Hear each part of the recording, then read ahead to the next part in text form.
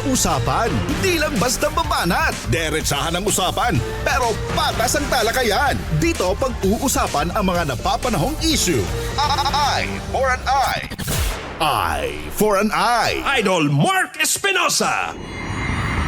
Alas 6:40, nagbabalik po tayo, Idol, at makakausap po natin sa puntong ito, live via Zoom, si Sir Adrian Pagsulingan, ang tagapagsalita po ng OCD1. Pabati mo na po natin. Magandang umaga, sir. Ano yung pagbati po sa lahat po ng mga nakikinig at nanonood po sa oras po na ito?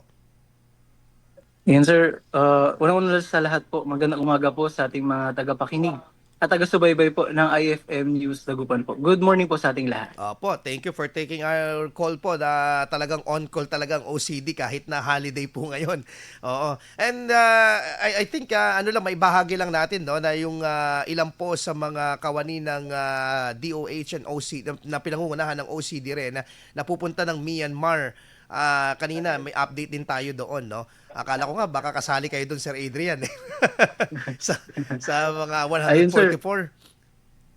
Yes. Tama sir, may mga naipadala na po ang government po ng Pilipinas po para mag-support po sa mga operations po and then mga augmentation po na maaaring kailanganin po ng Myanmar po dulot nga po nung 7.7 na magnitude earthquake po na kanilang naranasan, sir.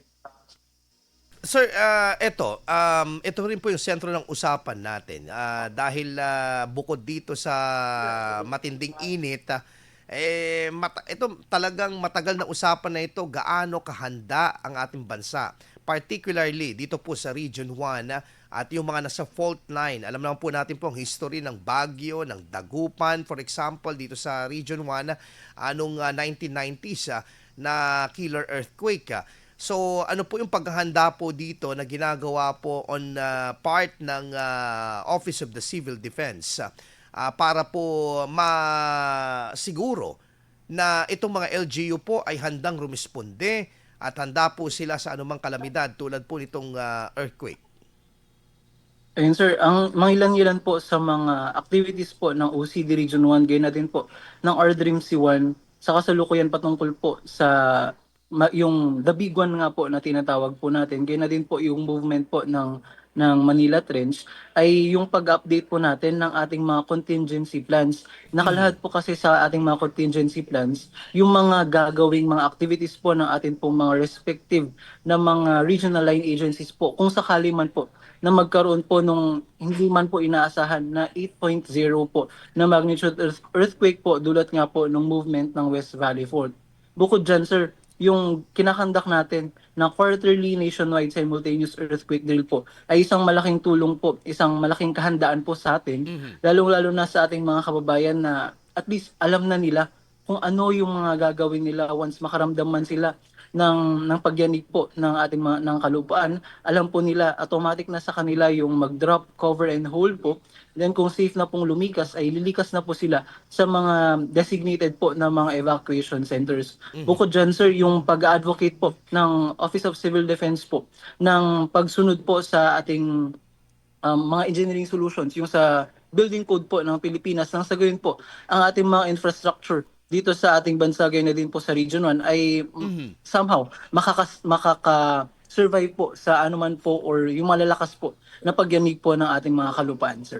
Sir Adrian, sa inyong monitoring po on the part of OCD, yung mga LGUs po natin in provincial level, municipal and cities, particularly yung mga nakaranas ng may mga history na nakaranas ng mga 1990s na distraction ng killer earthquake, particularly dito sa lungsod po ng Dagupan.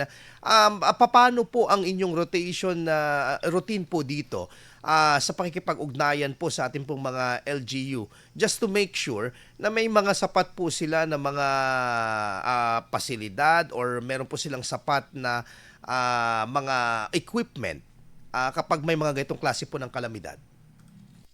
Yes, sir. Kung sa mga kahandaan po ng ating pong mga local government units po, ang Office of Civil Defense po, gayon na din po ang RDRIM C1, ay palagi naman pong naka-standby for augmentation if kakailanganin na po ng ating mga local government units po ng augmentation po galing sa ating mga regional line agencies, ay handa naman po ang ating pong mga member agencies na mag-provide ng mga nararapat po ng mga augmentation po bukod dyan, sir, yung pagtulong po, pagbigay ng technical assistance po sa ating mga local government units po na mag-update ng kani-kanilang mga respective po ng mga plans katulad po ng contingency plan, public service continuity plan, and even po yung mga LDRIM plan po natin nang sa gayon po ang ating po mga local government units ay may basis po kung ano yung mga aksyon na gagawin po nila once may mangyari man pong hindi natin inaasahan, sir.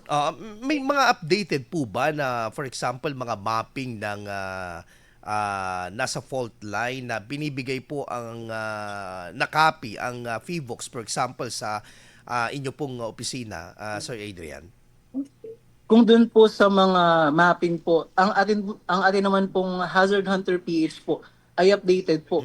Yun po yung mga basis na ginagamit po ng ating pong mga local government units, gaya na din po ng Office of Civil Defense po sa iba't ibang mga hazards po na maaring makapekto po sa ating mga, yung respective po na area of responsibility. Actually, sir, accessible po siya sa lahat po, even po the public, accessible po siya. Maaring na lang po nating bisitahin yung Hazard Hunter PH. And even po yung Fault Finder PH, nandun po nakalagay po kung ipipin lang po nila yung specific location nila, malalaman na po nila kung saan po may mga hazard po ba na kailangan po silang bantayan, sir. So, yun po, updated naman po yung mapa na nandun po sa Hazard Hunter na dinevelop po ng atin pong mga kasamahan sa DOST po. Ayun. Okay. So maganda po pala yung ano yan, no? Updated po itong mga applications po nito. Ano po ito? Parang app ito na nasa available sa mga iOS at saka sa Google Play, Sir Adrian? Yes, sir. It's an application po. Pwede din po siyang online. I-search lang po nila yung Hazard Hunter PH. Lalabas na po doon. Magiging updated na po ang ating pong mga kababayan patungkol po sa iba't ibang hazards na nasa kanilang mga lokasyon, sir. Okay. Bukod po dito, just a quick lang siguro, Sir Adrian, ano po ba ang mga dapat na gawin, tandaan, kung sakaling tatama po ang isang malakas na lindol sa mga lugar po natin? And sir, automatic po ang atin pong mga kababayan ay pinapayuhan na mag-duck cover and hold po. Nang sa gayon po ay sila po ay maprotektahan kung ano man po, may mga falling debris man po na maaaring makaapekto sa kanila.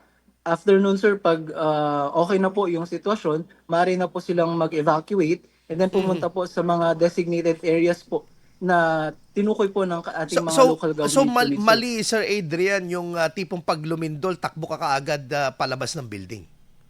Yes, sir. Lalo-lalo na po sa mga nasa building po na mahirap pong mag-evacuate agad-agad, mas mabuti po na tayo po ay mag-duck cover and hold po sa mga matitibay po na mga kagamitan, sir, nang sa gayon po ang atin po mga sarili ay maprotektahan, sir. Ayun. Okay. Tapos pumunta sa medyo open area. Tama. Yes, sir. Kung safe na po, pwede na po silang mag-evacuate, sir. Tutungo na lang po sila sa mga designated po ng mga evacuation sites po na determine po ng atin pong mga local government units, sir. Okay. Sir, mapunta naman tayo dito sa heat indices natin na napakataas sa mga sunod-sunod na araw and present kami dyan, top 1 palagi ang Dagupan City. Ito na naman, inaasahan namin 46 degrees Celsius itong araw na ito at kami na naman ang pinaka-mainit na naman na lugar sa buong Pilipinas. Sa inyo pong tala so far sa OCD, sa monitoring po ng mga incident related to high rise po ng ating pong heat indices po. Kamusta po, Sir Adrian?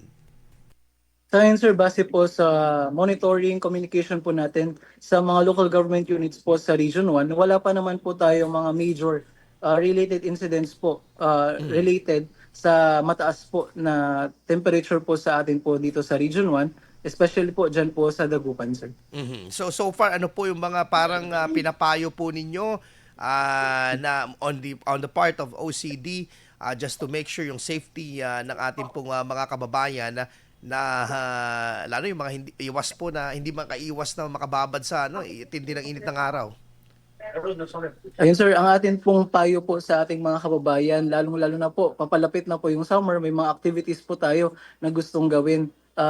Ating pong payo ay ilimitahan po sana yung pag-spend natin ng ating mga activities sa labas, pagplanuhan pong mabuti yung mga activities po natin na ganito. Kung gusto man po natin po, lumabas, mas mabuti po sanang lumabas po tayo sa mga oras na hindi po tirik yung araw.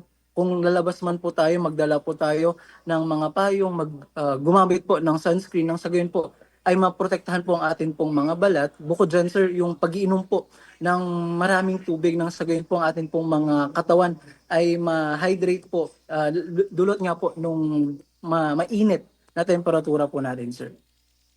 Panghuli na lamang po siguro, Sir Adrian, na yung ating, unahan ko na dahil baka for sure magiging busy kayo dahil magsisimana Santa, meron pong summer, ano po dito, ano po bang mga aktibidades po ng OCD when it comes sa pag-assist po sa mga, ano po natin, motorista, sa ating pong mga LGU.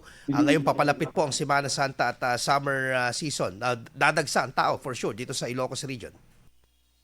Ayun, sir, in relation po sa darating po na Holy Week and then yung summer vacation po natin, ang R-Dream C1 po ay magtataas po ng Blue Alert status po from April 12 to April 21. Nang sa gayon po ang atin pong Emergency Operations Center ay naka-heighten po yung monitoring po natin, constant yung communication po natin sa lahat po ng mga local government units po through their respective local DRRMOs po. Nang sa gayon po, if may mga untoward incident, may mga major incidents po na kanilang mamamonitor, ay handa po na mag-provide po ng assistance, augmentation po.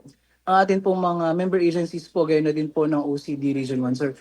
Bukod dyan, sir, yung pagpapaalala po sa ating mga local government units po na palagian pong mag-monitor sa kanilang mga respective po na area of responsibility. Nang sa gayon po, if may mga untoward incidents po, ay ma-report po sa atin agad. Nang sa gayon po, if kailangan ng augmentation, further assistance po sa ating pong regional level, ay makakapag-provide po tayo, sir. Okay, maraming salamat po, Sir Adrian, at mabuhay po ang OCD. Thank you po. Thank you, sir. Good morning po. Good morning po. Si Sir Adrian Pagsulingan, ang tagapagsalita po ng OCD Region 1.